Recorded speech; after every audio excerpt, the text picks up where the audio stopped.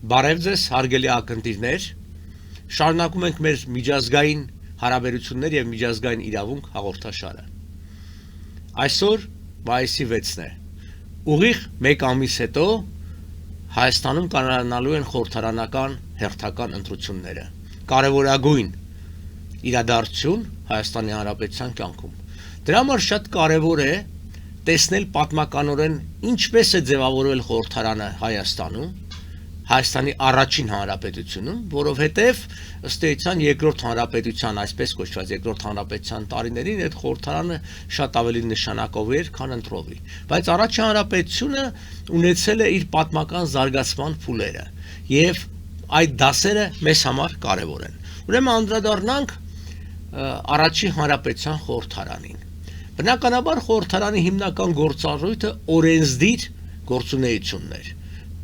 Բնականաբար նաև ներկայացական մարմինները, որտեղ նա ներկայացնում էր տվյալ հասարակությունը, լինի էթնիկ, կրոնական կազմով, լինի շատ հաճախ մասնագիտական։ Եվ ունեցել է խորհրդարանը երկու փուլ։ Առաջին փուլը դա, այսպես ասած, պայմանական ասենք նշանակովի խորհրդարանն էր, որը չի ձևավորվել ընտրությունների ճանապարհով, այլ զարգացման հետևանքով, ազգային խորհրդի մենք կտեսնենք, իսկ առաջին համաժողովրդական ընտրությունը տեղի ունեցել արդեն 19 թվականի հունիսի վերջին եւ օգոստոսի 1-ից սկսել է գործել խորհրդարանը իր լիակազմ գործունեությամբ, իր ընտրովի մարմինով։ Հիմա անցնենք տարբեր փուլերը։ Առաջին փուլը խորհրդարանի, որը ձևավորվել էր եւ կոչվում էր Հայաստանի խորհուրդ։ Առաջին փուլը Հայաստանի խորհուրդ, որը գործել է 1918 թվականի օգոստոսից մինչև 19 թվականի հունիս դե յուրե, դե ֆակտո մինչև օգոստոս։ Ինչու դե յուրե, որտեվ գործել էր չէր լուծարվել, բայց արդեն հաջորդ խորհրդարանը հունիսի վերջին ընտրված էր։ Եվ դա ձևավորվել է այսպես կոչված Թիֆլիսի ազգային խորհրդի անդամների եռապատկման միջոցով։ Այն բաղկացած էր 46 падգամավորից, որոնց մեջ կային ազգային փոքրամասնությունների ներկայացուցիչներ, 6-ը մուսուլման, 1 ռուս, 1 եզդի։ Եվ աջ կողմում էկրանի վրա դուք տեսնում եք պատկերը, դա հենց այդպես էլ գրած է Հայաստանի խորհրդի հաստատած օրենքները 18-ից 19 թիվ։ Ուրեմն հիշենք, Հայաստանի խորհրդարան առաջին հանրապետությանը առաջի փուլում կոչվել է Հայաստանի խորհուրդ, գործել է 18 թվականի օգոստոսից մինչև 19 թվականի օգոստոս եւ ունեցել է 46 անդամ։ Ինքը այդ Հայաստանի խորհուրդը ձևավորվել էր ազգային խորհրդի հիման վրա, կամ հաճախ ասում է Թիֆլիսի ազգային խորհուրդ, որովհետև որ պարզը լինի, որ Թիֆլիսում էր այն ձևավորվել, իսկ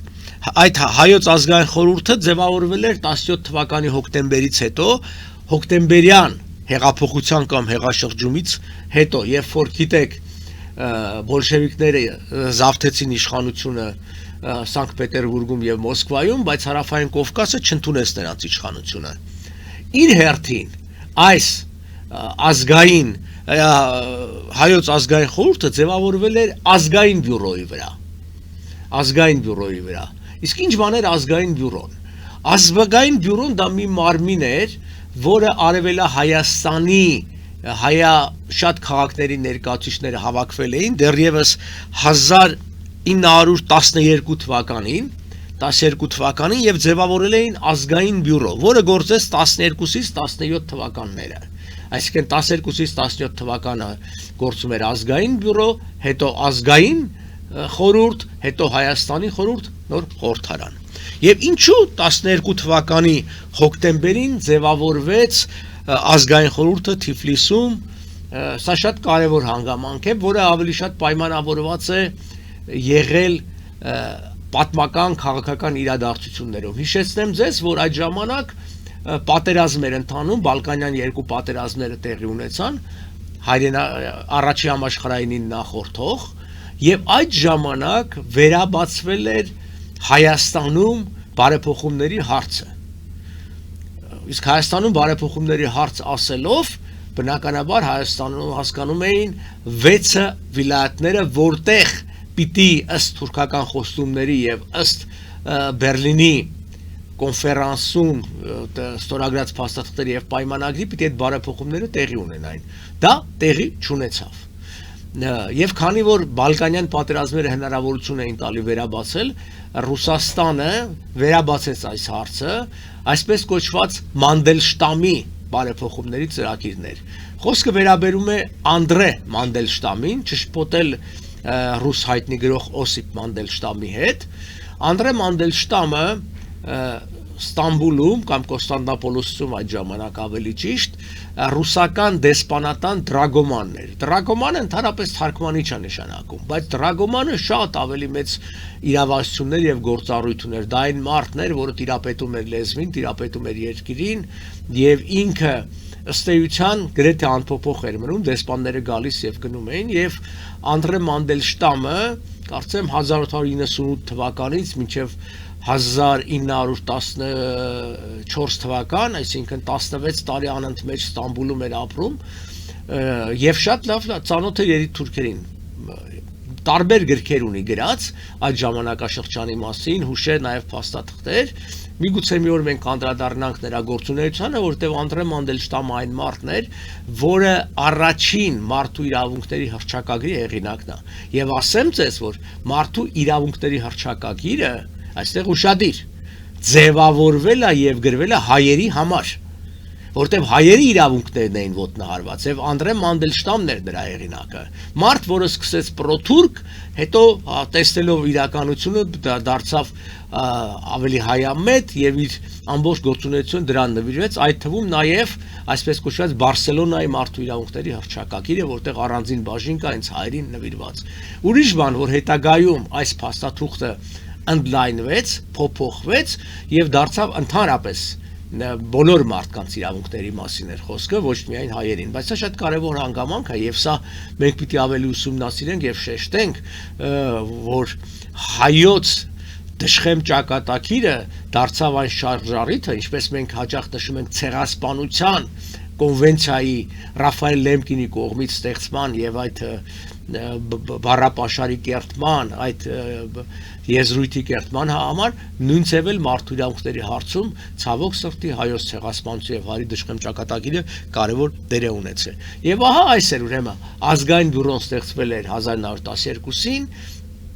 որը գործեց մինչև հոկտեմբերյան հեղափոխություն, որին փոխարինեց ազգային խորհուրդը, հետո ազգային խորհուրդը ծավալեց իր գործունեությունը։ Ազգային խորհրդի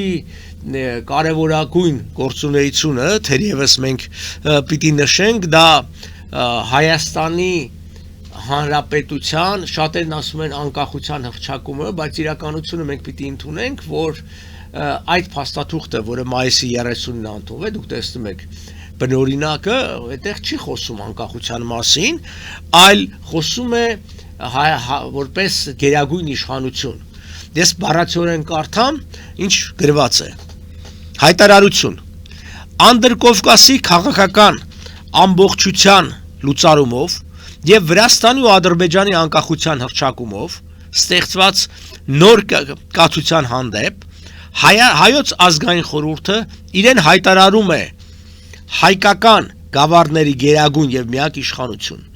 Որոշ ծանրակշիռ պատճառներով թողնելով մոտիկ օրերում կազմելու հայոց ազգային կառավարություն,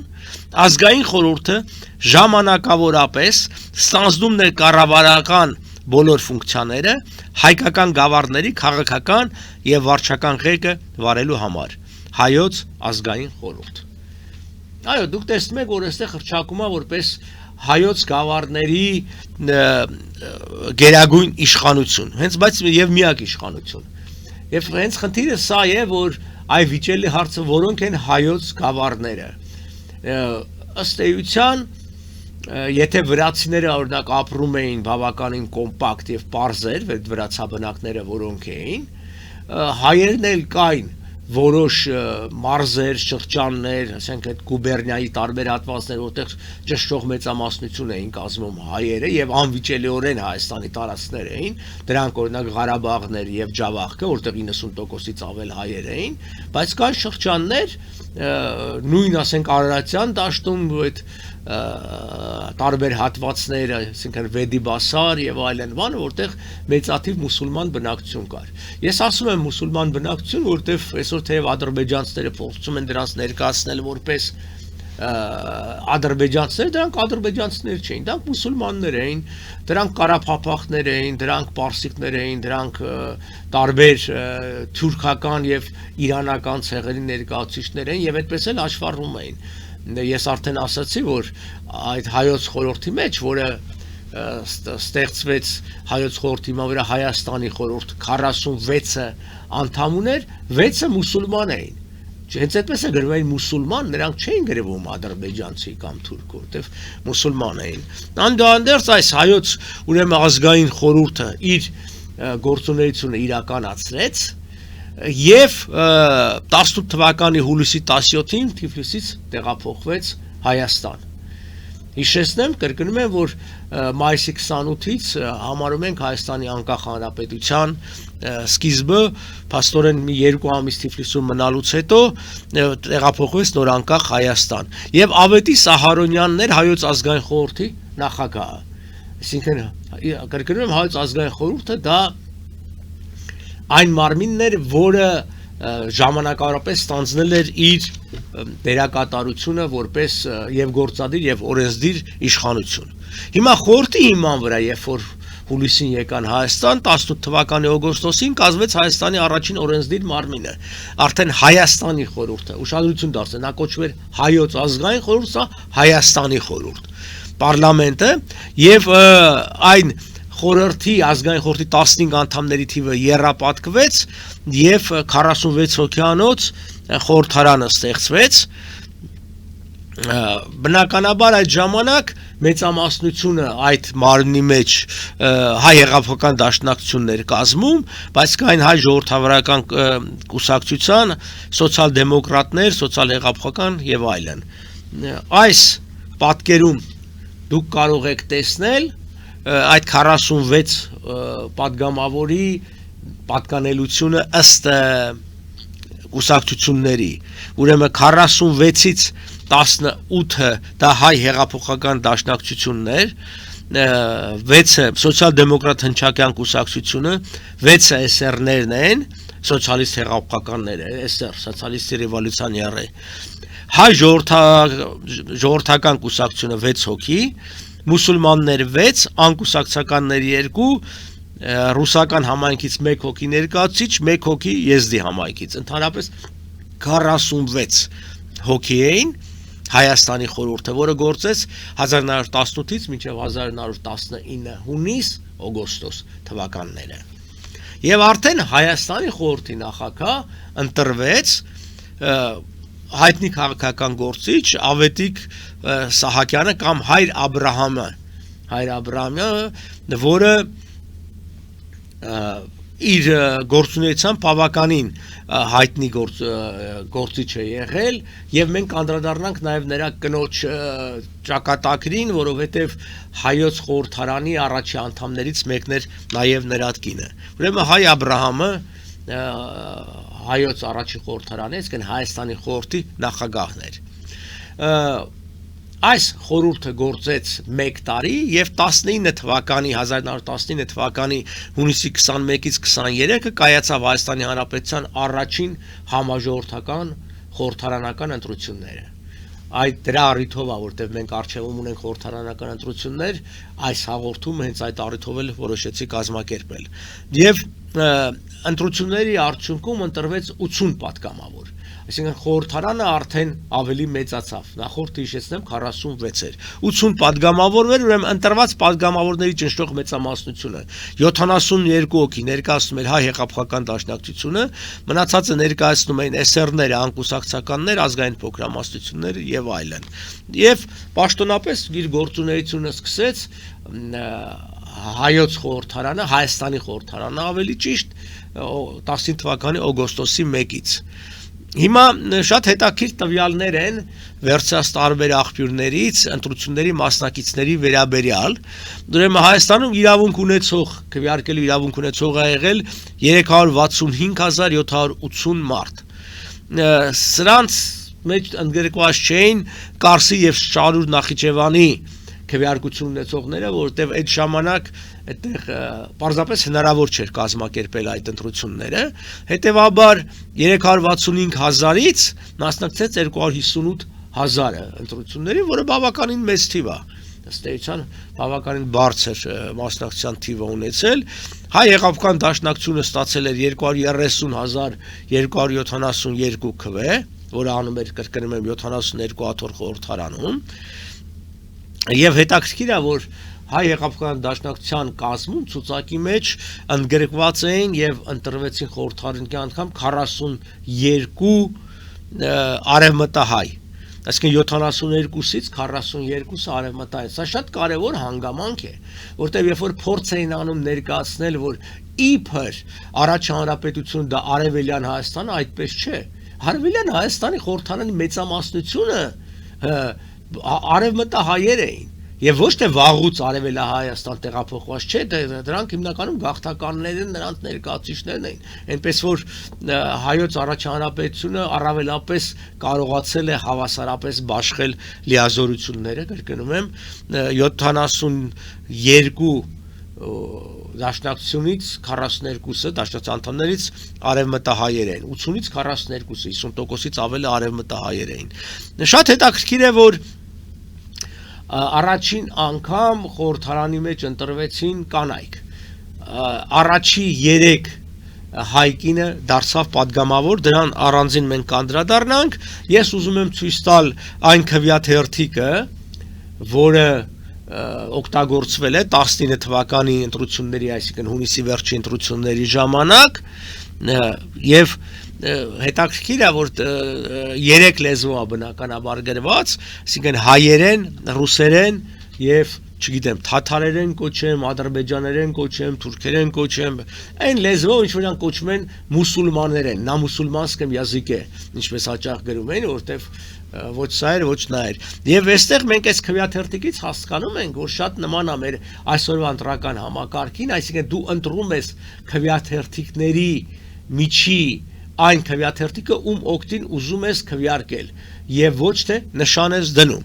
Դրա համար տեսեք, այստեղ համար 7-րդ քվեաթերթիկն է, որը հենց մուսուլմաններին քվե տալու, վերևը գրած է, ձայն եմ տալիս մուսուլմանական, ելի եմ կրկնում, տեսեք, ադրբեջանական չէ, մուսուլմանական համար 7 անկուսակցական խմբի ցանկին։ Ասենք մուսուլմանները հանդես են գալիս անկուսակցական կարգավիճակով, որպես էթնոկրոնական խումբ։ Եվ քվեաթերթիկն է։ Սա էլի այդ վերաբաշխումն է 80 հոգյանոց խորհրդարանի, հիշեցնեմ, որ Հայաստանի խորհուրդը 46 հոգի ուներ, հիմա ընդլայնվեց Հայաստանի խորհրդարանը 80 հոգի, էլի դուք տեսնում եք կազմը 72 դաշնակցական, 4 ՍՍՍ, 3 մուսուլման, 1 անկուսակցական եւ 80 հոգի ընդամենը։ Իսկ սա հայոց խորհրդարանի, Հայաստանի առաջին հանրապետության խորհրդարանի անդրանիկ շենքն է։ Ինքը նախ Պետդումայի շենքում եղավ, չէ, Պետդումայի չէ, քաղաքային դումայի շենքում, ապա տեղափոխվեց այս շենքը, որը պետական թատրոն էր կոչվում, մինչ այդ ինքը մասնավոր թատրոն էր, պետականացվեց։ Այս շենքը գտնվում է ներկայիս Հակոբ Պարոնյանի անվան երաժշտական կոմեդիայի թատրոնի տեղում։ Ես շենքը բավականին ուշ է քանդվել, 60-ականներին է քանդվել, ես ինչ որ աղոտ բան հիշում եմ իմ մանկության տարիներին, այդտեղ այդ շենքը կար, բայց հետո ասես պետք էր հիշատակը ջնջել։ Հա, իդեպ ասեմ, այդ թատրոնի շենքում հենց պատահական չէր, որ բոլշևիկները դրել էին կոմեդիայի թատրոն, այսինքն Հայաստանի խորհրդարանի առաջի շենքում պիտի կոմեդիայի թատրոն դրվեր, որպեսզի կոմեդիայի վերածվեր այդ ամբողջը, բայց քանի որ շենքը միևնույնն է հիշեցնում էր, որ Հայաստանը ունեցել է խորհրդարան եւ այդ խորհրդարանի մեջ բազմակուսակցական, ճիշտ է, մեծ ճաշող մեծացած դաշնակցական էին, բայց միևնույնն է բազմակուսակցական էին, անկուսակցականներ էին եւ այլն, իսկ սովետական Հայաստանի ձևական գերագույն սովետը իհարկե միակուսակցական համակարգ էր։ Սա ըստ էության առաջին շենքն է։ Հետևաբար ամփոփելով Հայաստանի խորհրդարանի փուլերը կարող ենք նշել հետևյալը։ Կանք ամենասկզբից, որ մա խոսել էինք, որ 1912 թվականի հոկտեմբերին ստեղծվեց ազգային բյուրոն, որպես վարչական մարմին տնօրինելու Հարավային Կովկասի հայության ճակատագիրը եւ զբաղվելու հայկական հարցով, այն է Հայաստանի բարեփոխումների հարցով, իսկ Հայաստան ասելով բնականաբար հասկանում էին Թուրքիայի 6 վիլայեթները, որը գործեց մինչև 17 թվականի հոկտեմբեր, բոլշևիկյան հեղափոխություն հեղաշրջումից հետո ազգային բյուրոն փոխարինվեց ազգային խորհրդով, որը Թիֆլիսում էր գործում 17 թվականի հոկտեմբերից մինչև 18 թվականի հուլիս, ապա հուլիսի վերջին այն տեղափոխվեց Հայաստան եւ Հայոց ազգային խորհուրդը վերանվանվեց Հայաստանի խորհուրդ, եռապատկվեց թվով մասնակիցների, անդամների եւ օգոստոսից 18 թվականի օգոստոսից սկսեց գործել որպես խորհրդարան, առաջին խորհրդարանը 46 հոգյանոց կազմով, որը գործեց 1 տարի մինչև 19 թվականի օգոստոս ամիսը, ապա եղան հունիսի վերջին համազգային ընտրություններ եւ առաջի համաժողովրդական ընտրություններից հետո ձևավորվեց եւ 19 թվականի օգոստոս 1-ից գործեց Հայաստանի Հանրապետության խորհրդարանը, որը գործեց մինչև 1920 թվականի դեկտեմբերի 2-ը, գիտեք, մինչև բոլշևիկա-քեմալական կամ ռուս-թուրքական օկուպացիան Հայաստանի Հանրապետության, գիտեք, ինչպես դա տեղի ունեցավ, պայմանավորվածությունը, գաղտնի պայմանավորվածություն կար օգոստոս 24-25-ին 20 թվականի ռուսների եւ թուրքերի միջև, երիտ թուրքերի եւ բոլշևիկների միջև, որոնք էլ թուրքերը բնականաբար հարձակվեցին Հայաստանի վրա, սեպտեմբեր ամսին Հայաստանին պարտության մատնեցին եւ Հայաստանը բնականաբար չարյաց փոքրագույնի ընտրության տարբերակով նախընտրեց բոլշևիկյան լուծը, քան քեմալա-թուրքական լուծը, որտեղ քեմալականները նույն ջարդարարներն էին, ինչ որ երիտ թուրքերը եւ ծագումով էլ ըստ էության նույնն են։ Ինքը Քեմալ Աթաթյուրքը ինքը եւս երիտ թուրք էր, անկավելին ինքը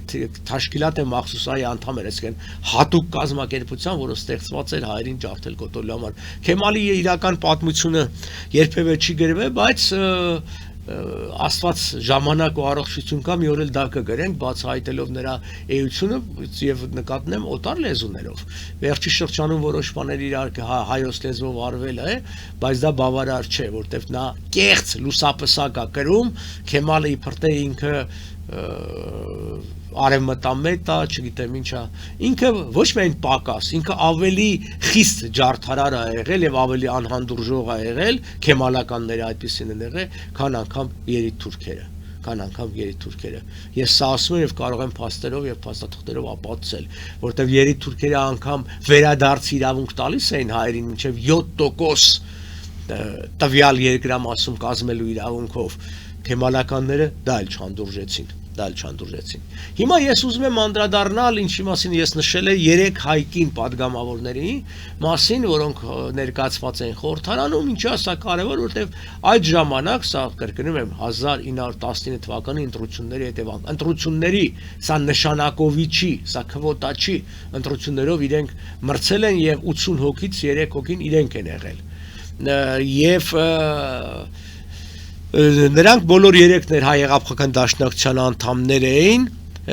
խորհրդարանում էին Ձախից Աչ Պերճուհի Պարտիսպանյան Բարսեղյան, Կատարինե Զալյան Մանուկյան եւ Վարվարա Սահակյան։ Հիմա հերթով անդրադառնանք, այստեղ կարդանք Պերճուհի Պարտիսպանյան Բարսեղյանը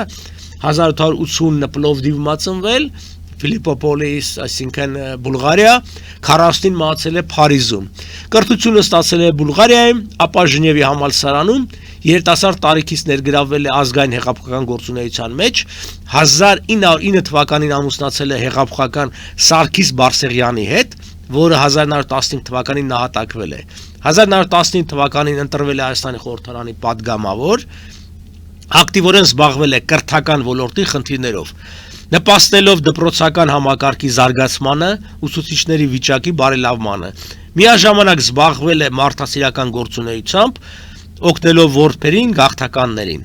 Հայաստանի 1921 թվականի ռուս-թուրքական ռազմակալումից հետո ապրել է նախ Սոֆիայում, ապա վերջնականապես հաստատվել Փարիզում, որտեղ ղեկավարվել է Նանսենյան գրասենյակ եւ զբաղվել գրականությամբ։ Նրա պատմվածքները արժանացել են միջազգային ճանաչման։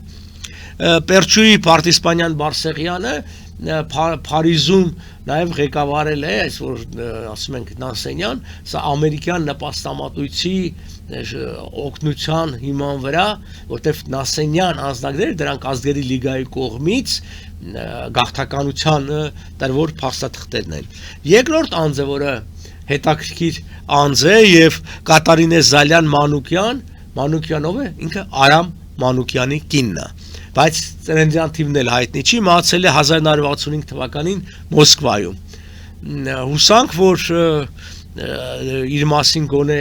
շատ ավելի բան ի հայտ կգա։ Ուրեմն բժշկու է եղել, հասարակական պետական գործիչ, պատգամավոր առաջի խորհրդարանի, ծնվել է մտավորական ընկան, ինքը մաշկաբան էր կրթությամբ եւ ներգրաված է եղել հասարակական գործունեության հատկապես առողջապահական հարցերով, օգնելով որբերին, գաղթականներին եւ այդ ժամանակ էլ հենց որբանոցում ծանոթացել է Արամ Մանուկյանի հետ եւ ամուսնացել է 17 թվականին Արամ Մանուկյանի հետ, բայց ցավոք սրտի 1.5 տարի է իրենց կյանքը տևել համատեղ։ Արամ Մանուկյանը գիտեք տիֆից մահացավ եւ Կատերինեն մնաց միայնակ, 4 ամիս էր այդ ժամանակ Արամ Մանուկյանի դուստրը Սեդան եւ խորհրդարանի անդամ լինելով միևնույն շարունակում էր իր ակտիվ գործունեությունը։ Բնական է, Հայաստանի սովետականացումից հետո հալածանքներ, տնանկություն, աղքատություն, հացի կարոտ վիճակ, հատկապես 30-ականներին հալածանք պատկերացնենք, չէ՞։ Հերիք չի եղել առաջի խորհրդարանի անդամ, նաև Արամ Մանուկյանի կինն է եղել, որը բոլշևիկների համար թիվ 1 թշնամիներից մեկն էր։ Հետո ստիպված տեղափոխվել է Կրասնոդար, որ քիչ հալածվի, վերադարձել Երևան, աշխատել է որպես բժշկուհի, ապա տեղափոխվել է Մոսկվա, որտեղ էլ մահացել է 1965 թվականին։ Սեդան, Արամ Մանուկյանի աղջիկը Սեդան, չգիտեմ, կարծես պիտի որ Մոսկվայում ապրելուց լինի, եթե ողջ է։ Երրորդ կինը, խորհրդարանի երրորդ կինը, դա Վարվարա Սահակյանն էր, կամ Վերա Սահակյան, մահացել է 1942-ին Բեյրութում, ես արդեն նշեցի, որ Հայր Աբրահամի կինն էր, հիշում եք, Հայաստանի խորհրդի նախագահի։ Ուրեմն առաջի խորհրդարանի երկրորդ գումարման падգամավոր է եղել, ասեցի Ավետիք Սահակյանի, Հայր Աբրահամյանի կինը, 19 թվականին падգամավոր է ընտրել, դպրոցներ, որբանոցներով զբաղվել, ցավոք սրտի բավականին դժխեմ անձնական ճակատագիր է ունեցել, 2 որդի են ունեցել, որոնք երկուսն էլ ըստ էության մահացել են ավելի շուտ, քան իրենց ծնողները, այսպես դեգերել են երկրից երկիր, սկզբից փախել են բնականաբար 21 թվին Թավրիզ, ապա Թեհրան, հետո Խուզիստան, հետո Իրանի մասից մեկն է դեպի Իրաքի սահմանը, որտեղ հենց զավակներից մեկը մահացավ, հետո վերջը Լիբանան, հայ օգնության խաչի ղեկավարներից մեկն է եղել եւ 42 թվականին բավականին արդեն անառողջ, շուծված, կորցրած ամուսնուն, կորցրած զավակներին Վարվարա Սահակյանը կնքեց իր մահկանացուն։ Այսպիսով Հայաստանի Հանրապետության խորհրդարանը անցել է տարբեր փուլերով, այն եղել է ժամանակի առաջադիմական օրենսդիր կազմակերպություններից մեկը, մարմիններից մեկը, այն իր կազմում ունեցել է եւ էթնիկ, եւ կրոնական ներկայացուցիչներ, եւ նրա կազմի մեջ եղել են նաեւ կանայք։ Ասենք կանայք ոչ միայն Հայաստանում ընտրելու իրավունք ունեին, այլ նաեւ ընտրվելու։ Հետևաբար, եթե չլներ ռուս-թուրքական օկուպացիան 1920-21 թվականի Հայաստանի, գուցե մենք այլ ավանդույթներ կունենայինք այսօր եւ այս խորհրդարանական ընտրություններն ավելի արդար տեղ կունենային եւ չէին լինի սովետական ցևով։ Այսքանը, մինչ նոր հանդիպում, ցտեսություն։